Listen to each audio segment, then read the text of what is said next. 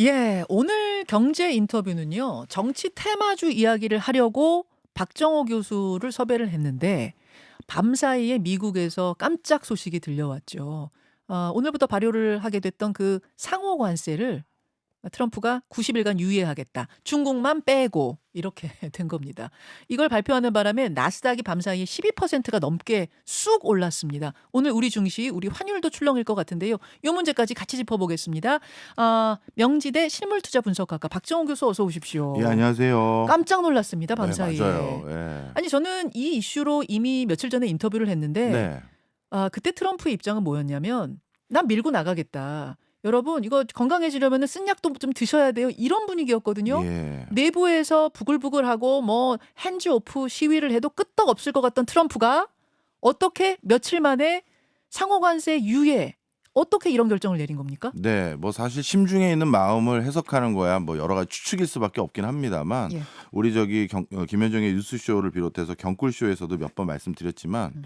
이번에도 사실 유예가 아니라 이 신문사에서 좀 뭐랄까요? 헤드라인을 잘못 뽑은 게 아니냐. 그게 무슨 말씀이세요? 트럼프 원래 하던 전략 그대로 또 해. 그렇게 읽으세요? 예. 왜냐하면 예. 트럼프 늘 스타일이 어땠습니까? "다 내놔." 했다가 음. 조금 지난 뒤에 "그럼 내가 반만 가져갈게. 50%만 내놔." 하면 반대쪽 입장에서 "와 절반을 지켰다." 늘 그렇게 끝났잖아요. 그랬네요. 예. 맞아요. 그러니까 이번에도 똑같은 겁니다. 어. 모든 국가에 대해서 윽박 지르는 걸 했다가 예. "좋아. 내가 상호관세 10% 씩만 전부 부과할게." 했더니 예. 원래 관세를 부과하지 않았던 걸 10%를 부과하겠다는 얘기잖아요, 결론은. 결론은 하겠다는 거예요. 결론을 하겠다는 건데 우리들의 음. 모든 반응이 지금 환호를 하게끔 만드는. 음. 그런데 이거를 무슨 유예라고 좋아할 것도 아닌데 실제 음. 주가는 오를 거고 오를 그리고 환율도 좀 안정될 거고. 그렇죠. 야 정말 협상의 달인이구나 생각이 들더라고요. 저는 사실은 이 미국 내부가 부글부글하니까 지금 전국적인 시위가 확산하고 막 이러니까 트럼프가 결국 '못 버틴 건가?' 요 질문을 드리려고 했는데 교수님 보시기에는 못 버틴 게 아니라 애초에 예정된 스케줄이 이거였다라고 보신다는 거죠? 네. 전 사실 못 버텼다기보다는 왜냐하면 네. 지금까지 전례와 똑같은 패턴이잖아요. 하하. 그 전례도 물론 멕시코, 캐나다에 이 처음에 25%씩 관세 부과한다고 했을 때는 우리나라 상황은 아니니까 이렇게까지 대대적인 보도는 안 했지만 네. 그때 미국에서도 난리도 아니었어요. 음. 월마트 가서 물건 사재기하고 예. 그럼에도 불구하고 또 한 달 유예했다가 결국 다시 부과한다고 하고 예. 그 패턴들이거든요. 음. 그래서 음. 저는 이번에도 사실 어떻게 보면 약간은 원래 자신이 부여하려는 관세율보다 음. 조금 높이 부과한 뒤에 네. 슬쩍 깎아줌으로써 네. 시장에도 안도를 주는 형태를 또 취한 게 아닌가. 저는 오히려 그런 해석이 맞다고 생각합니다. 그러면서 패키지 딜, 원스톱 쇼핑. "너 우리한테 줄 거 가져와 봐. 그럼 이거 그렇죠. 가지고선 관세 딜 해 보자." 이렇게 갈 거라는 예. 말씀이신 거죠. 그렇다면 중국은요? 네. 중국에 대해서는 예외 없이 상호 관세 물리고 그것도 104%라고 어제는 그러더니 네. 밤사이에 125%를 물리겠다. 예. 그러자 중국이 84% 우리도 물리겠다. 뭐 이렇게 지금 서로 뭐 하는 건지 모르겠어요. 네. 사실 이번에 트럼프가 이렇게 관세 전쟁을 하는 거 그리고 트럼프 2기의 가장 중요한 정책적 목표로 삼은 것은 중국을 잡아야 된다는 겁니다. 음. 심지어 어떤 생각까지 했을 가능성이 많으냐면요. 네. 트럼프 1기 때도 네. 1기 때도 중국을 정말 못 잡아먹어서 안달이었잖아요. 그랬죠. 그랬는데 결과가 어떻게 됐느냐? 트럼프 1기 내내 대중국 무역 수지 적자가 더 늘었어요. 그때도 관세 엄청나게 부과했고 나름대로 통상 압박을 강하게 가했음에도 불구하고 네. 대중국 무역 수지 적자가 더 는 거예요. 네. 그런 차원에서 트럼프 입장에선 답이 나온 거죠. '아 내가 1기 때 했던 수준으로 중국을 억압해서는 답이 안 나오는구나. 1기 때 실패했는데 그럼 그렇게 하지 말아야지가 아니라 더 세게 해야지. 더 세게 해야지.' 더 물려야지. 그렇죠. 중국을 꺾어야 전 세계 1등 패권 국가의 지위를 계속 가져갈 수 있으니깐요.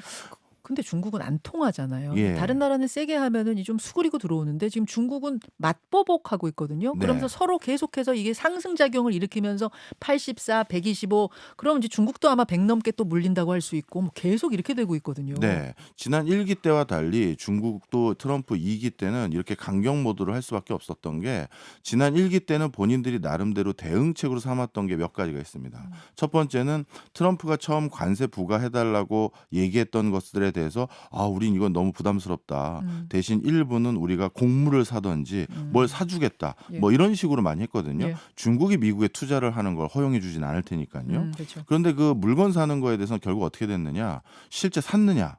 반밖에 안 샀어요. 곡물 같은 경우도. 그러니 이거는 결국 뭐 사주겠다라고 하고 시간 끄는 거구나라는 걸 트럼프가 1기 때 이미 확인을 했을 거고요. 그럼 이번에는 중국에게는 그런 딜마저도 허용을 덜 할 가능성이 높단 말이에요. 그리고 그 트럼프 1기 때는 중국에게 고유의 관세를 부과했더니 중국의 많은 기업인들과 중국 정부가 찾아낸 해법은 미국과 동맹국들을 우회 수출국으로 삼자. 그 동맹국들은 FTA에 준하는 자유무역 협정을 체결해 놨으니 네. 거기에서 뭔가 물건을 보내면 우리가 관세를 유예받을 수 있지 않느냐. 이런 걸로 이제 글로 우회 들어간 거예요. 그리고 이번에 가장 높은 관세가 부과된 캄보디아도 마찬가지예요.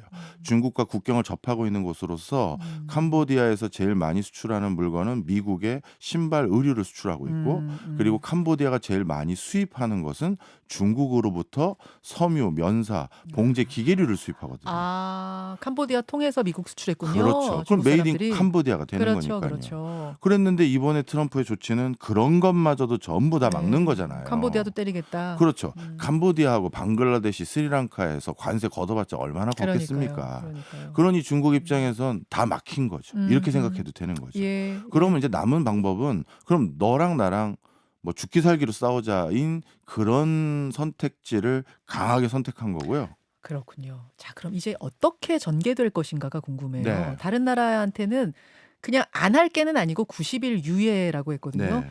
그리고 중국은 계속 붙고 있는 상황, 미중 관세 전쟁은 붙고 있는 상황. 어떤 전개가 이루어질 거라고 보십니까? 저는 지난번 현대차 얘기를 또 한번 드릴 수밖에 없을 것 같은데요. 현대차가 미국 가서 트럼프 앞에서 31조 원 투자하겠습니다 했더니 그 자리에서 넌 관세 내지 마 했다가 네. 하루 만에 관세는 내라. 그랬어요. 예, 그렇게 하루 만에 말을 바꾼 와. 거거든요.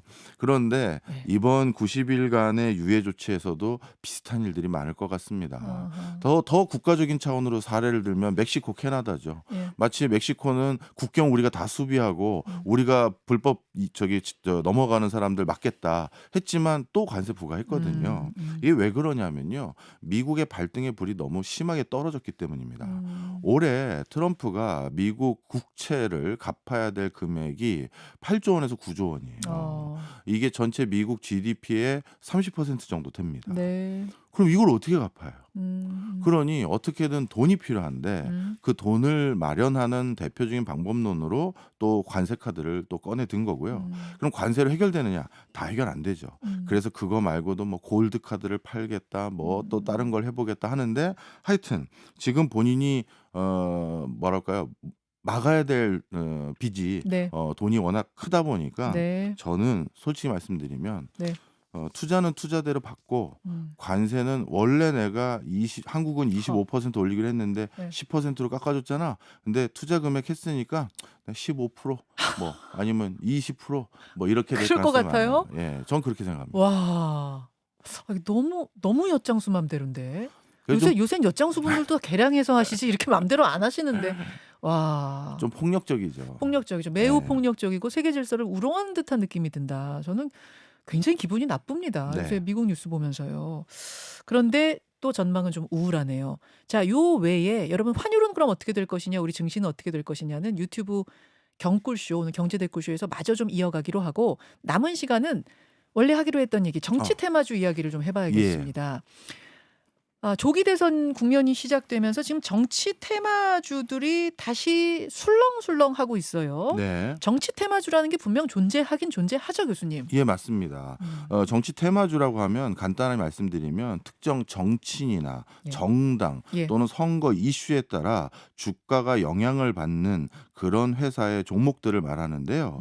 특히 이 영향을 받았다는 게 어떤 당초 합리성을 기반으로 해서 예측 가능한 범주에서 움직이는 것이 아니라 네. 정말 폭등 폭락을 하는 그렇죠. 그런 주식들을 정치 테마주라고 부릅니다. 정치 테마주 중에도 진짜로 그 정치인과 관련이 있는 테마주가 있을 테고. 있죠. 예. 진짜 이게 관련 있는 거야?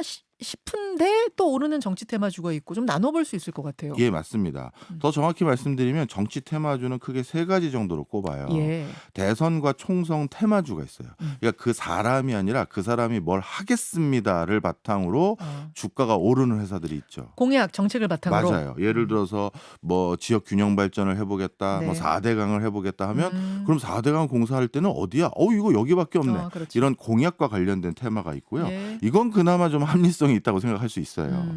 그런데 지인 또는 지연 테마주. 아, 고등학교 동창이래, 대학교 동기래. 어디 뭐 김씨래 윤씨래 뭐 네, 이씨래 예. 이런 거. 뭐 지난번 윤석열 전 대통령 때는 파평윤 씨 테마주들이 많았었죠. 파평 그 회사 회장이 파평윤 씨래. 예, 이름 몰랐어요? 예, 올랐습니다. 와. 그래서 이런 경우들이 많았고요. 그런 것들이 또 한 가지 이제 정치 테마주. 뭐 크게는 요렇게 두 가지로 분류해도 될 것 같습니다. 그렇군요. 과거 정치 테마주 중에 지금까지도 회자되는 어떤 종목 그런 사례 같은 거 떠오르는 거 있으신지? 최고는 제 역사상 야, 이럴 수가 있구나 해봤던 게 이화공영이었어요. 이화공영이 어떻죠? 예, 이거는 이명박 전 대통령 시절에 네. 이명박 대통령은 특히 또 건설 회사 사장 출신이시잖아요. 그렇죠. 그리고 본인의 공약들 중에 대표 중에 또 4대강이 있었고요. 그러니 이거 진짜 건설주들 이제 불타오르는 거 아니냐 생각하고 있는 과정에서 이화공영의 그 당시 이제 대표가 네. 이 이명박 전 대통령과 현대건설에서 같이 근무를 했었고, 그리고 또 건설회사에 또 지금 사장을 하고 있으니 예. 이화공영이 이제 정확히 타겟이 된 거예요. 아. 또 4대강과 유사한 뭐 업력이 있대더라 뭐 이런 식으로 이제 루머도 돌면서요. 아. 그래서 그때 주가가 제가 정확히 기억은 안 납니다만 한 1, 2만 원대 했던 게 예. 결국 100만 원까지. 1, 2만 원 하던 주가가 100만 원까지 찍었다고요? 네, 정말 어마어마했어요. 예. 와, 그래서 그 주식이 그대로 쭉 가치를 지켰습니까? 아니죠. 그럴 리가 아니죠. 없죠. 예. 그다음에 폭락을 했고요. 예. 그다음에 박근혜 대통령 시절에 그 이화공영이 다시 또 정치 테마주로 또 불타오른 적이 있어요. 그때는 왜요? 그땐 저도 정확히 기억이 안 나는데 하여튼 그때도 뭔가 정책적인 이슈가 있다 뭐 이러면서 이제 크게 올라갔던 게 있었는데요. 하여튼 뭐 그런 이유들로 인해서 이화공영이 정말 많은 사람들의 어떤 뭐랄까요, 정치 테마주의 뭐 대표 주자가 됐는데 아하. 안타깝게도 요즘 상장 폐지 얘기 직전까지 온 상황이에요. 100만 원까지 가던 정치 테마주가 그렇죠. 상장 폐지까지 되는 이런 롤러코스터 같은 네. 장세가 바로 정치 테마주. 예. 그리고 최근에 있었던 건 써니전자입니다. 예. 이 써니전자는 안철수 대표가 창업한 안랩 출신의 인사가 재직 중이다. 안랩 뭐 자회사 이런 것도 네. 아니고 안랩 출신의 인사가 재직 중이다. 어. 예. 주가 얼마나 오르는지 아세요? 얼마나 올랐어요? 2년 동안 50배가 올랐어요. 50%가 아니라 50배가 올랐다고요? 예. 와. 그래서 어떻게 됐어요? 뭘 어떻게 됩니까? 또 폭락을 했죠. 폭락했어요. 예. 그래서 정치 테마주는 실체는 없어요. 음. 그럼 여기서 이제 질문이 당연히 이게 있어야겠죠. 이런 걸 몇 번을 봤는데 그렇지. 왜 또 선거 때면? 바로 그거예요. 네. 아니 이렇게 갑자기 떴다가 쭉 폭락하는 걸 한두 번 본 것도 아닐 텐데 왜 또 거기 뛰어드나? 왜 예. 사나? 예. 자, 이게 현상이 돼 버리니까 예. 이게 실체가 없더라도 음. 오르는 과정에서 나도 돈을 벌 수 있지 않을까? 그 심리가 작용한 거예요. 아, 나는 빨리 먹고 빠져야지. 그렇습니다. 아, 그래서 이 정치 테마주 오늘 제대로 한번 알려드릴 텐데요. 예, 예. 어떻게 만드는 거냐면요. 메커니즘. 예, 메커니즘을요. 일단 증시 투자를 옛날부터 오래 전부터 했던 분들은 유튜브가 아니라 증시 카페, 커뮤니티에 많이들 가입하셨을 겁니다. 그렇죠. 거기에 누군가가 테마주를 만들고 싶은 사람이 익명 게시판이나 이런데 네. 연관 관계를 지어내요.